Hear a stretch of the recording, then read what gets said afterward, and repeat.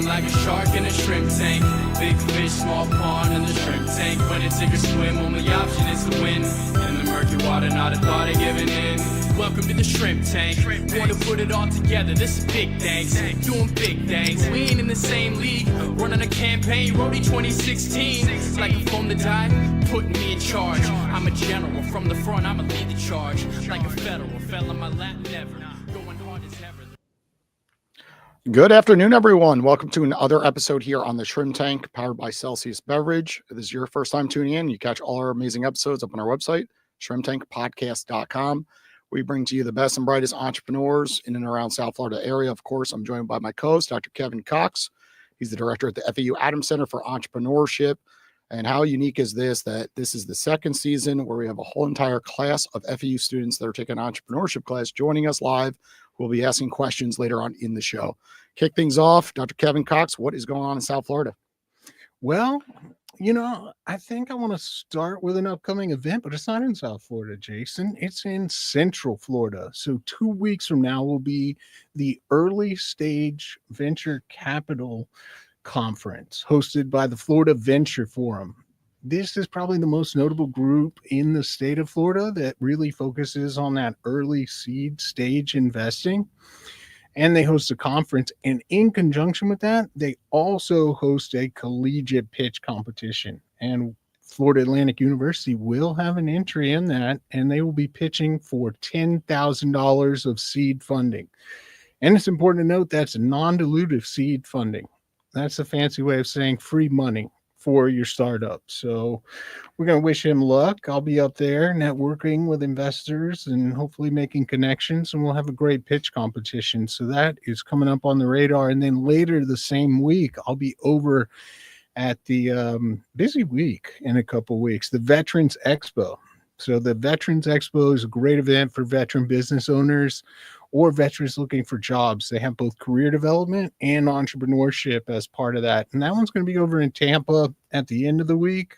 And there's a pitch competition in conjunction with that. They don't give you a break, Kevin. I thought this was summer session, less classwork, and finally get a breather. No, you would just keep going to live events, and they keep pushing you, I see. Yeah, and then from Tampa, I'll fly directly to New Orleans for VentureWell. So we'll just keep it moving. And hopefully 2 weeks from now, Glenn will be ready to co-host the podcast on that Thursday. Oh, I'm excited, Glenn, for you to join us. I was just in his class and explaining more details behind the scenes of the Shrimp Tank. I'm excited for this partnership with this class, and excited to see all these students really learn from these entrepreneurs that we have coming in the next couple of weeks. And the one today, of course, we have Lisa Fisher here in the Shrimp Tank studio. She's the CEO of Norman Love Confections, and they are opening up a new location in Boca Raton. So I am excited. Lisa, let's start with your elevator pitch. So often, right, people meet someone at an event, they shake hands, they walk away, and they're like, I have no idea what that person really does. Or they went on and on for like 7 minutes. And Kevin Cox is like running for the door. He's like, what just happened? I just want to say hello really quickly. So tell these students in 60 seconds or less about your brand. I can do that. So great to see everybody. Thank you for having me. We are an ultra premium chocolate company specializing in ganache-filled bonbons. When you hear the word confections, it's such a broad word. So I really like to let people know that we specialize in bonbons first and foremost. Artistry and chocolate is what we're known for. Norman Love was a famous pastry chef and was one of the first to put color on chocolate, a boring forum that he thought art could meet food, and he brought it to life that way. So we've been carrying his legacy for 24 years. He's still involved. And we have started our 8th store, like you said, in Boca. But we have 4 pillars of business, including an booming e-com business that's a national brand now. But he started it all as being a famous pastry chef across the medium of pastry and took it to a whole new medium. When no one was doing something, we're very proud of that. So that's a great elevator pitch. Answered a few of the questions I was going to have on the show. So, but what does Kevin Cox do? He doesn't like anything with sugar. Is there any treats for him? I would tell you that there is sugar in candy. I can't make it up, and it's real sugar. So we don't use anything that's artificial. So it's premium. But eat some dark chocolate. I think it'll help your heart. All right. Well, I'll think about it. Yeah, I've kind of been off the sugar, but that's okay. I know people who absolutely love it. So I'll have to pick up some samples. So you said ultra premium. That Mhm. sounds expensive. Tell us a little about what's the difference between premium and ultra premium. Yeah, I would tell you that it's we stay true to the craft. You know, a lot of things first and foremost were made by hand very early on. We use only the cleanest ingredients. We use very high quality chocolate. A lot of people do not use that. They use fillers in their products to extend it. Less cocoa. We have it's totally loaded all the way through. Even the cocoa butter on there is made from the cocoa bean. That color is all cocoa butter with fat. So it's very important to us that we keep true to the art. But secondly, we like to be approachable luxury. We want them to have flavors that they can recognize, like peanut butter and jelly, and cakes and pies and things like that. So even though we are ultra premium in the quality, I don't want you to feel that it isn't approachable and something you can enjoy. Okay, give us the price range, right? We see a box on the table right here. Mhm. It's premium, so kind of explain in more detail what the ranges are. Yeah, so if you do a box of chocolate, it's going to be north of $60. What you see here is north of 60. You go to my store in Boca and you buy it from the counter service, you're looking at 265 for one piece of chocolate.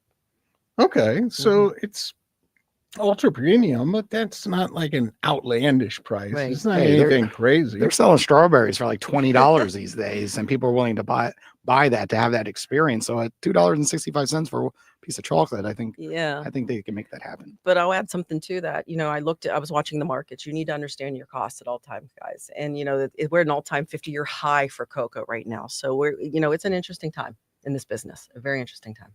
Interesting. Yeah. Yeah. Uh, Things change pretty quickly. They So do. it's interesting. Um, On marketing side, then, like, can you just explain how you market differently? Because I see so often people try to hit all target audiences and then they end up failing. But being that you're going after, people who have more money that are willing to spend, on these types of products and gift them, for example, Mhm. kind of explain how you differentiate on the marketing end.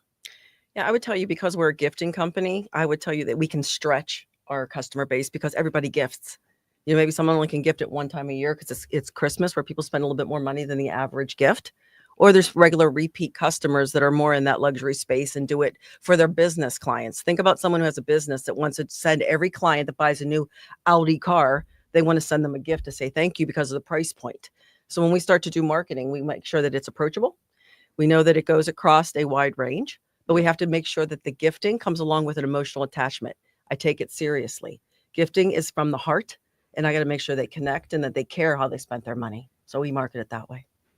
okay. So most of the students all of the students in here are typically going to be juniors or seniors. So they're going to be just thinking about starting their careers. Mhm. How'd you end up here as the CEO of Norman Love Confections? Tell us a little bit about how your career has gone and how you ended up here. Yeah, I started going to school for public relations. And when you sit there and they tell you that, most of you end up in sales, you're like, really? I'm going to be the one that goes to a big, agency and I'm going to change the world. Guess where I landed? In sales.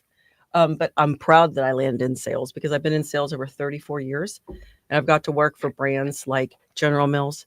I lived in Pittsburgh. I worked for Heinz. You would have thought that was a superpower. My parents thought I was a hero because I was selling ketchup in the hometown. I've worked for Chobani Yogurt. I ran all of their alternate channels and brought yogurt to the masses, especially on college campuses.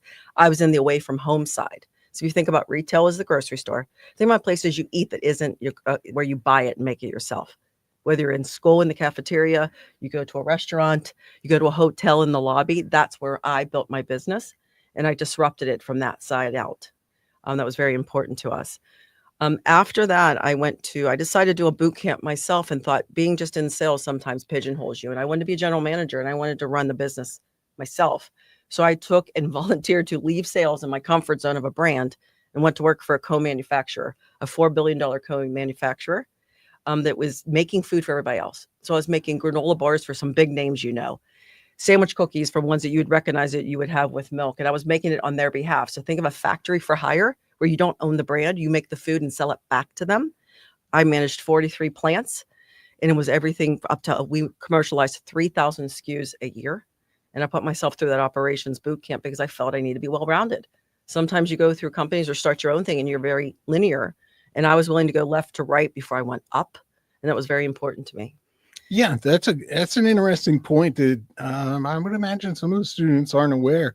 When you go to big retail, and Lisa mentions that co-manufacturer, a lot of the brands aren't specialized in making enough of the stuff. So it really goes through a third party. We also sometimes hear this referred to as a co-packer, right? And that's what you really need to get to that kind of scale. So let's talk a little bit about the current business. You mentioned a big, robust online retail presence. You have your own stores. Right. Are you also in other retail? We are in limited retail. I would tell you, based on our product and based on a short shelf life, we have to be very careful that it's on a shelf and people can't rotate it. You have to protect your brand. And if there's a high waste or a bad experience for something that goes bad on a shelf, because I can't control, because I don't have a DSD model, which is direct to the shelf, right? So I have to rely on the stores. We have a small relationship with Whole Foods. I have a very big corporate gifting program that's separate from the online. That's when we talked about that Audi example. That's a corporate gifting. And then finally, Norman started in hospitality. He worked for Ritz-Carlton for 13 years as their head pastry chef around the world.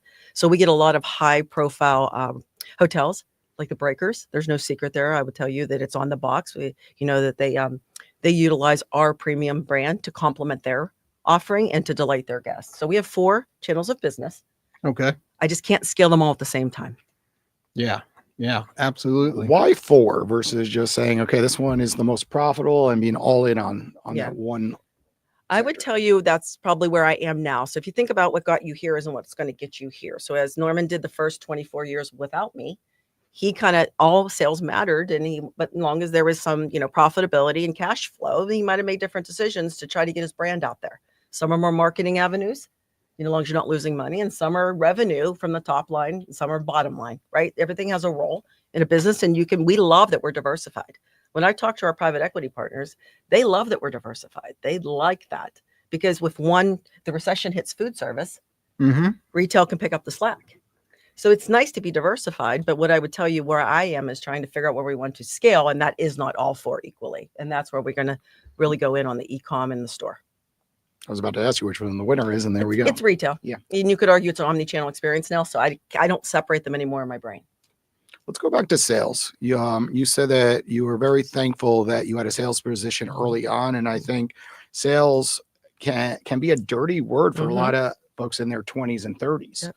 When people see sales job, they mean like, oh, I don't want to do a sales job. Right. And we're always selling ourselves in all situations. When we go to networking events, when we meet people randomly at a pickleball court or a sporting event, people ask you a little bit about yourself and what you do, of course. Right. So can you explain the importance of those first early years of being in sales and what it has done to impact your life today? What I found is I was naturally a solution person. I started my career in customer service. I skipped over that little part, but to me, that's inside sales. To me, selling is selling, like you said. It was really important that I was able to tell them how I can meet a need in their life. I think when you go to somewhere and you just go, hey, look, here's all my stuff, please buy it, and you start to scream off all the attributes of your product, you lose them. When you want a life cycle customer that repeats, you've got to connect with them and you've got to meet a need of theirs. And I think I learned that very early from sales versus just trying to force my brand down their throat and tell them everything that's great about it. I thought about how I can help them raise their awareness or their brand reputation. And I changed the way I spoke to them based on meeting a need of theirs. And I forgot to tell you, when I was at Chobani, I ran the incubator program, and we had some companies you actually would recognize, and we would take 10 companies every year and loan them our executives. So a little bit of money, loan them our time. It was almost like office hours, like a doctor. We didn't have any stake in them. And it really taught me about the entrepreneurial spirit, but more importantly, how important it is to impart knowledge. I'm thinking sales help me tell stories. Oh, so that's my world. Very interesting. I'm the lead instructor for the runway at Florida Atlantic University, which is our accelerator program. So I've got a question that might be interesting for you to answer and for the students. What is the worst product that ever came through that incubator? I'm afraid now that they're listening, and I don't want to hurt anybody's feelings, but I would tell you a lot of people were trying to play with this idea of alternate proteins. And there were some nasty pasta solutions that tasted like the bottom of my shoe. Mm. I'm All not right. going to lie. We were foodies, right? We're foods. So we were very unique where Hamdi likes to change the world and food is medicine. So we were looking for a certain profile, you know. Yeah, yeah, I knew you'd see some of both sides, and then to cheer things up. Well, if you can share, what was the best? I saw, I saw people doing things that were for baby food that was taking it to a whole new level. I saw people that were trying to honestly give real food and not that slop that you see, and they were using really unique packaging because moms' lives are really crazy. And they were trying to make it a vehicle to eat from versus a real food. And I thought they did a beautiful job. And Very there's some cool. brands that I work with that I see in Publix. I'm very proud of them. Can we talk a little bit about behind the scenes, how you touch your customers and how you make them repeat customers? So often we have great products, but all of a sudden it's a one-time sale and people kind of get thrown everywhere these days. You got Amazon, you have direct-to-consumer websites, you have social media marketing going on, TikTok influencers today. And what we find on the shrimp tank is usually there is a large amount of processes built in behind the scenes that when the customer comes in, buys something, there's more actions that take place, a text message, an email, even capturing those data points, and then pretty much nurturing those relationships so that way they come back. And I think that's the difference sometimes between the brands that start off okay, but they never make it versus the ones that like skyrocket. Like we had SA Company on the show and he built a business with 100 million plus of revenue selling, things that were on the common shelves at TJ Maxx, right? And he explained to us about all those little touch points. And I have a feeling your business is based a lot about that, of course. It is. I would tell you, customer service is first and foremost our most important thing. If people don't feel they're heard, if people don't feel like you're addressing some of their concerns, we go above and beyond to make sure that they had a good experience, right down to the packaging, what I ship it with. We pack it with gel packs because we're afraid that the Florida heat's going to melt it. We do everything we can to make the experience work perfect for them because it's the gift they're giving, and we're very available if they have any questions, if there's anything they need. So customer service first and foremost, and we always win better today than we were yesterday, and we preach that constantly. As we think about the ways we want to keep repeating, loyalty programs. It's funny when I worked with Chobani, we were saying that we were talking about millennials and we were talking about, Gen this, Gen that. We kept saying loyalty programs are back in style. We were like, this is crazy because they went out of style for a while. And what we find is people do want to feel value. They want you to reward them. Doesn't mean you have to be on sale, but you have to reward them. And loyalty programs is something that we've really spent some time on. And the last thing is easy to order. If it takes them an extra second, you lose the click. Yeah. And you got to make sure that you take them along on the journey. Yeah, absolutely. So let me ask you about something else. I mean, your product comes in a box. So have you thought about or have you already launched a subscription box?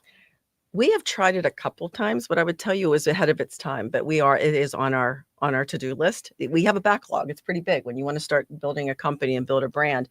If you guys know anything about Agile, in the way Agile works and in the way you project manage, you have to start a backlog and you start to prioritize. There's some other things a little ahead of that. Yeah.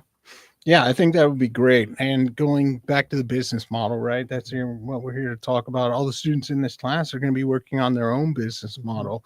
One already positive attribute about the product in terms of sustainability is that it's a consumable, right? So when you spend those marketing dollars, it is something that literally gets consumed. It gets used up, right? So you have the opportunity for repeat purchases.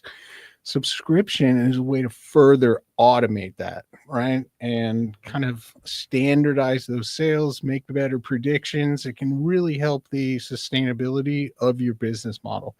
That's why I like working so much with software companies, because if it takes off, it's infinitely scalable. That's also why you can't buy software. And I know some of you are probably thinking, I bought a lot of software. No, you lease software via a subscription. There's almost no software you can just buy anymore. Very true. Can you talk about the launch of the new location in Boca, right? It's happening tomorrow, and that was a big shift. Of course, you have a location Del Rey, and you cited Boca. Why Boca, and what do you expect in the future from that location? Yeah, we always wanted to not just be a Southwest Florida brand. We want to be a Florida brand, and we have a commissary model. So I want to bring fresh food to our stores on a regular basis and not and not delight the customer with something that's frozen. So that's very important to us that we stay within geographic area that we can service it ourselves. Right now we are fully integrated, and that was important. As we worked on our growth plan, we do have other cities on the map, but we really felt that we were missing in this beautiful area, and that there was a connection, across where we come from. We're from Fort Myers, by the way, and most of our stores are in Fort Myers or Naples. We have some in Sarasota, and this is our first foray. And we did the Delray in September, and we did Boca now tomorrow. But this was very important to us to get here as soon as possible. In anything, Norman started his career on this coast, not the other one. People don't realize that when he came down from Philadelphia, he came over on this side. And it was always a dream of his to be a Florida-based company.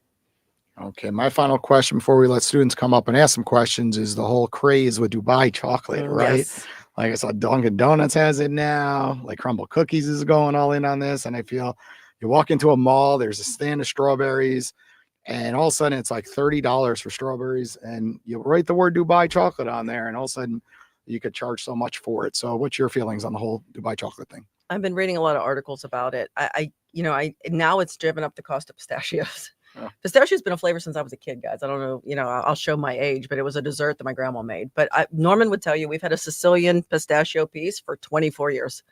It's a good product. We've leaned into pistachios. He's gone to Sicily and picked out the strain himself that we put in our product. But I am going to do something, but we'll do our spin on it. We do it our way, but I'll probably do it a little differently because it's a little hard to put phyllo dough in a bonbon. So you think it's overrated, I guess? I love a pistachio flavor, but I do think it's overrated. That's my opinion, but I also understand it's become a staple now. And if you want to play, you got to play. Yeah. All right. I have one more question then, but students can start coming up. A couple years ago, I want to say, and you hopefully will know something about this because my recollection is very sparse. Wasn't there like a new discovery in Brazil or somewhere in South America that was like a different, unique type of chocolate, like a different plant strain that people were getting incredibly high prices for? I don't remember that on top of my head. I'm sorry. I don't remember, but we do a lot of single origin, but I don't know which one you're thinking. All right. I think it was a thing. It could have been a totally different industry or product also. Right. There's a lot of stuff up there. Okay. Well, this next segment is sponsored by Owl, where you could ask an entrepreneur a knowledgeable question and get an answer. So any student that wants to jump on up here, come on down and ask a question. Hi, my name's Ashley. I actually receive your boxes every year for Christmas. Nice. They're beautiful. So I have two questions that kind of correlate with that. Do you have like a creative team that comes up with the process for like the designs and the flavors that correlate? And also, how do you quality control on something that's so specialized? Because like I have a business myself. I'm trying to scale it, but I make everything myself. So obviously Norman made everything himself when he first started. Correct. How do you decide to scale that and still maintain a really high quality product? Yeah, that's a tough one. Actually, it's great questions though. Let me answer the first one on the creative. We have great, amazing partners that brought us along on our journey. So I would tell you early on it was outsourced, but consider someone who understands your brand. Okay. That's from the marketing side. Since then, we've gotten big enough to bring it in-house, and we still have plenty partners that we use because as a seasonal business, sometimes it's best to be small and be able to go big when you need to go big and scale back down. To keep a big, huge team all the time doesn't always make sense for our model. We're very seasonal, very, very seasonal. And then on the creative side, I would tell you Norman is a artist and he is a creator. So he has touched every one of those flavors. In fact, he and I just worked on the Christmas and we're going to revise the signature and soon. And he looks like a little kid in a toy store. He has got a silver tongue or, golden touch. And it's important to him that he has his mark on it. We have chocolatiers that do some of the work too. I don't want you to think we haven't gotten big enough that you have to scale and it can't be all on one person. Sometimes it becomes it's a team and we have a team and we have made the decision to invest in a QA professional when the time was right. We have an SQF certification, which a lot of people don't even have that are big. We felt it was important that that people know we have traceability. We went for a very big certification, which comes with a lot of paperwork and a lot of resources. But that was important to us. But we didn't want to scale too fast. When you scale too fast, you lose your identity and you start to lose control of your quality. So I would tell you, he dripped it over. It took 24 years to get how big we are. Let's don't forget. And we are ready now to scale from this point. Okay, great. Thank you. You got it. Yeah. And she makes custom stuffed animals, right? No, that's someone else. Yep. That's you. That's me. Okay. What What's is- your product? Yeah. I own an art gallery. Oh, Art nice. gallery. So Artistry and chocolate. yeah, That's what we that's call why it. I was curious because Yeah. I do paintings, art commissions, photography, special effects. Yeah. All in one. But I used to be an art instructor, so now it's like, Nice. how do I trust someone with like an art brand when I'm the one that's making it? You know. Yeah, But, I think yeah. you have to just make sure you have Yeah. you're part of the approval process, Absolutely. and you just don't want to take your finger off the pulse. Thank you. You got it. Great question. Hi, my name is Andrew Vladimir. It's nice to meet you. My original question was going to be about the process for creating new flavors, but you explained a little bit about that. Mhm. So my backup question is, if you could go back to your first day of being CEO, would you have done anything differently and why? Yes, every job I've said yes because you never get it perfect, my friend, never. But you want to. I always say fail fast, try, test and learn, and then come back. So I would tell you what I would do a little differently is I'd probably just, I definitely listen. I spend time. I try to understand where they are. But I think I probably would have gone down the operation side before the sales side. I think you automatically want to go bigger. It's so easy to just say, I got it. And we're going to go grow top line. But guess what? If it doesn't fall to the bottom line, top line is empty money, right? So I think, looking back, maybe the first, question I should have said is, what position are you in? Are you streamlined enough that what you do up here starts to matter down here? Or are you still in the stage that every dollar counts and it's cash flow? So, you learn and you adjust. Thank you. Oh, appreciate it. Thank I've you. got a follow-up question on that one because I know many high-level executives like yourself kind of have a policy when they land somewhere new. They may have this formal or informal kind of policy where like they don't make any changes for the first 6 months or the first year. Mhm. I think it can be a pretty effective policy unless it's a turnaround situation because people hate change. Even if it's good change and it works out, nobody likes anything to change. So how did you approach that? Yeah, every company I've been at, it's funny you say that because most CEOs do step back. Some have a rule of 120 days. I've heard different rules. I honestly did not make changes for the first 6 months. Yeah, I think it's a good policy. I did not. But what I did was when I did make my first change, like I told you, it was on the top line versus the bottom line. And I just kind of think maybe, you lesson learn and you just keep, and then you can parallel path them. But what I tell my team is you can fly a plane while you're building it. And you have to have that mentality. You're going to have to fly what you've got while you're building the next generation. Hi, how are you? Good. How are you? I'm good. I just have like a fun question for Okay. you. I know you said you worked at like Kraft and Chobani and a few other places, and I know you're the CEO, but if you could create like a mystery box or like a chocolate that was based on your career in the past, like what kind of chocolate would you create? I know you said they made like protein noodles that tasted like the bottom of your shoe. Right. So maybe not that, but Not that one. I would tell you there would be something around ketchup because when I was selling ketchup, yummy. ketchup candy, we had ketchup recipes for cake. Don't Not the knock green it. stuff from McDonald's, though. I Don't hope. knock. Yes. But there was a time in my life where people helped me. And the people at Heinz were the type that lifted you up with them and taught you. When you find these people that mentor you and are special in your life and are willing to impart some of their wisdom, I was able to be a humble leader to say, I don't know, can you help me? And there's something about that Heinz. I just went to the National Restaurant Show last week. They had a big Heinz bottle. I had to take a picture with it because of everything I've ever done, there's just something about those people made me feel it in here and then made me feel it in here. Okay. All right. Thank you. Got it. Hi, my name's Colin Gamber, and I'm from Southwest Florida. So I was wondering how smooth the transition has been from like the Southwest Florida, all the stores you guys have there, to South Florida, where there's a lot more people, and a lot of people come down from New York, New Jersey with all this money. Has it been, has business been better on this coast than it has when it was on the West Coast, or no? I would tell you, I'm trying to figure out how each store can have their own identity because it's important to us to feel that we're part of the community, and it's not fair for us to come into a new area and think that it's a cut and paste. Mm-hmm. We have to earn the trust and respect of this community. So I would tell you, it's not an instant gratification; it's a ramp up, and sometimes you have to manage expectations with the people that wanted to be successful right away. It's been great, but I think we need to listen and be part of the community to expect to have the business. Thank you. You got it. Hi. So I know that your thing is combining food and art. So out of curiosity, if you could collaborate with any non-food artist, who would it be and why? That's a good question. It's interesting.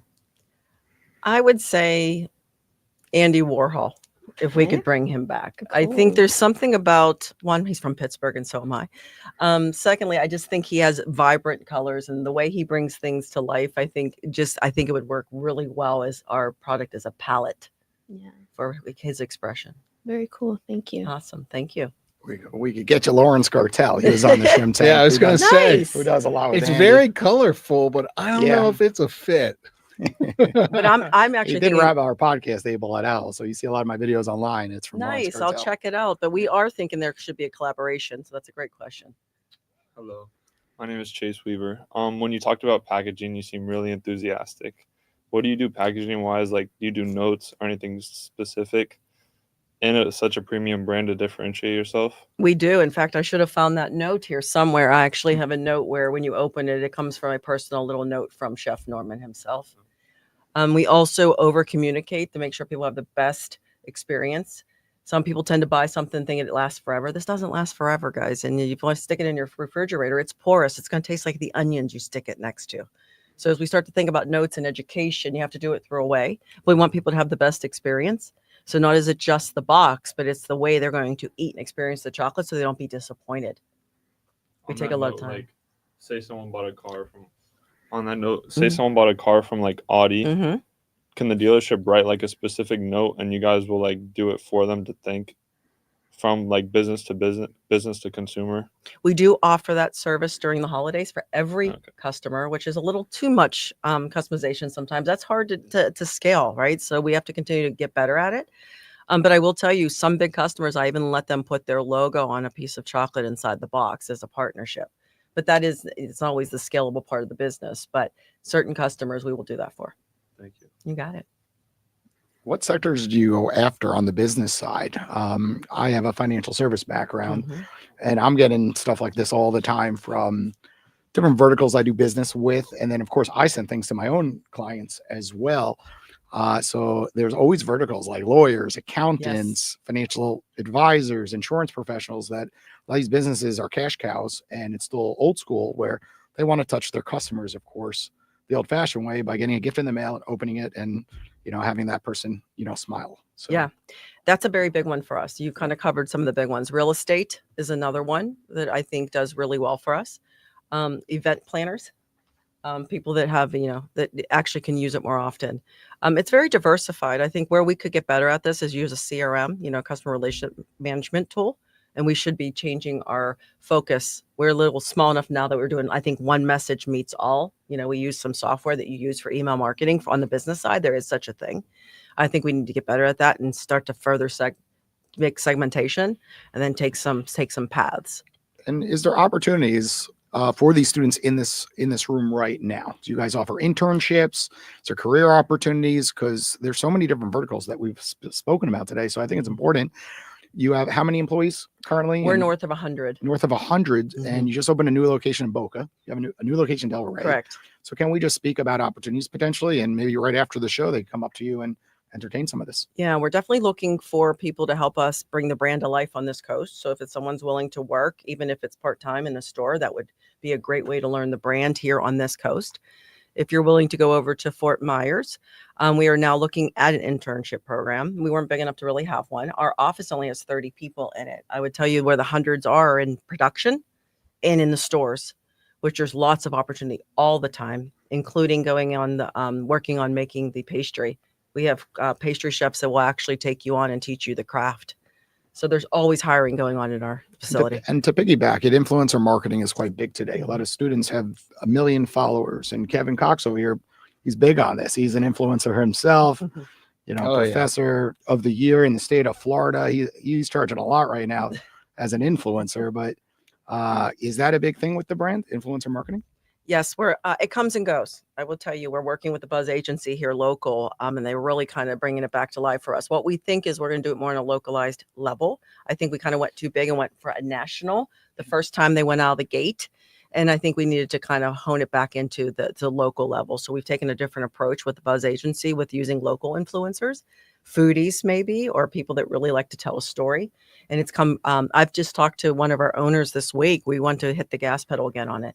It's funny how marketing changes every 6 months, guys.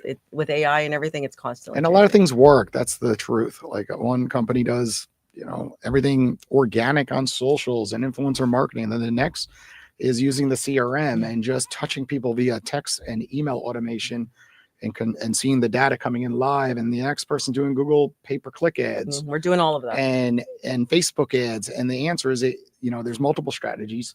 And, you can have a couple of good ones that work and old school ones work too. Good old customer service. So we went back to mailers.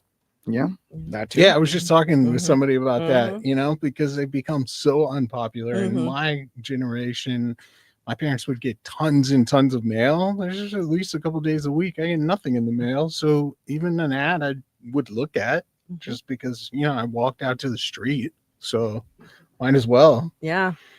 All right, you want to do a couple of these new segments, Jason? Let's do it. All right, let's try 2 of them. I was able to review the stuff that all the students put together. I picked a couple of my favorites.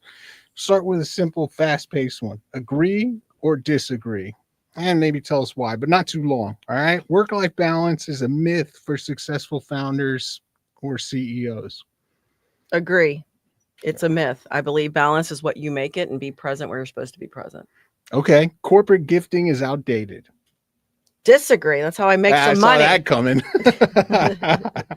Yeah. Okay, how about flavor trends are mostly hype? Ooh. I'm gonna have to say I agree, because I still think we like the ones that sell the most are the standards. Okay. You should always hire for attitude, not skill. I love a utility player. It's always attitude. I can teach something else. All right. That was fast. One more quick segment. This one is pitch or pass, right? So imagine you're being pitched a business idea that I have here. You like the pitch or are you going to pass? I'm going to play this one with her. Okay. Okay, good. A dessert truck that serves only melted chocolate flights with fruit, bread, and pretzels. Pass. It's melted? I guess. Yeah, I don't know if I'm fully understanding. Is this like it's liquid chocolate? Liquid chocolate, and they put this is kind of like the Dubai chocolate stands in a way. That's what I'm going with it. It's hot. Every time I walk into the Aventura Mall, there's like 100 people lined up for the melted chocolate. So I'm going with it. Yeah, Jason, I don't know, man. All right, a subscription box that ships surprise snacks from different food startups. I would go with that one. I'd pitch that one. Okay. Jason? Yeah, green light. Okay. Last one, my favorite. A gourmet vending machine that drops truffles or similar at airports. And wait for the last part, like a claw machine style. You got to drive the little thing and try to win it. I love that thing. Addicted. I think it would crush the truffle, but I like the idea of a machine. And you must have been looking at my pitch deck for my marketing team. It's going to smell too much on the airplanes. No way. I just had truffle pizza and my car still smells. And it was in my car 2 days ago. I can't get the smell out of chocolate truffles, not those truffles. How's that? Yeah, but it will still have the scent, I'm assuming. And then people are going to be on the plane with you. I'm a big no-no when people eat and then get on the plane. And then but you could play the claw machine, man. Why? I like the claw concept. It's not what's in there. Put different stuff in there. But I absolutely love the idea on the claw. All right. Okay, that wraps up today's episode. Lisa, for everybody sitting in the audience and everyone watching live, they want to reach out to the brand. What is the formal way to do? Is it DMs through Instagram? Is there an email? If they find an opportunity, they want to reach out to you guys. Yeah, I will tell you the email is info@normanloveconfections.com. I have a team that look at them every day. I promise you, I will see it. You can also find me on LinkedIn or the brand, or go on the website just to see products. Okay. And Kevin, is there anything we should know that is happening at FAU in the coming weeks before we wrap up today's episode? No, but if you are in attendance at the Florida Venture Forum conference in Orlando or the Veterans Expo in Tampa, be sure to say hello. I'll be there at both. Awesome. Well, Lisa, thanks again for joining us here on the Shrimp Tank. Everybody tuning in. We'll be back next Thursday at 1:30 p.m. Take care.